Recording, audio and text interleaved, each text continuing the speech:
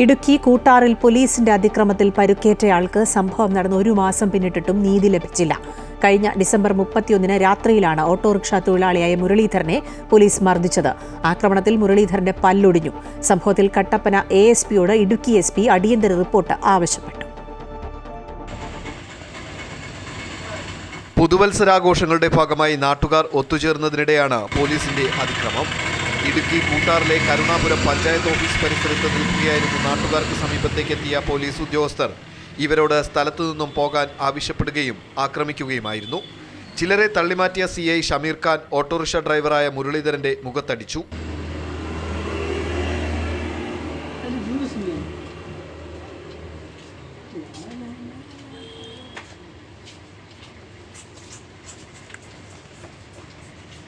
മർദ്ദനത്തെ തുടർന്ന് താഴെ വീണ മുരളീധരന്റെ ഒരു പല്ലൊടിഞ്ഞു.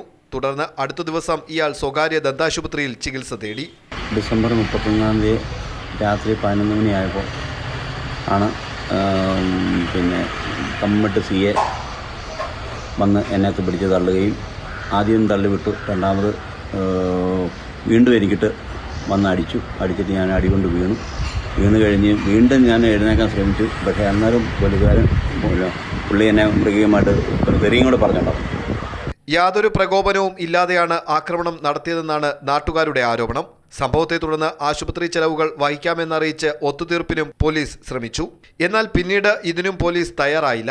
മുരളീധരൻ DYSPക്ക് പരാതി നൽകിയെങ്കിലും തുടർ നടപടികൾ വൈകുകയായിരുന്നു. CCTV ദൃശ്യങ്ങളടക്കം പുറത്തു വന്നതോടെ സംഭവത്തിൽ അടിയന്തര അന്വേഷണം നടത്തി റിപ്പോർട്ട് സമർപ്പിക്കാൻ ASPക്ക് ഇടുക്കി ജില്ലാ പോലീസ് മേധാവി TK വിഷ്ണു പ്രദീപ് നിർദ്ദേശം നൽകി. അമൃത ന്യൂസ്, ഇടുക്കി.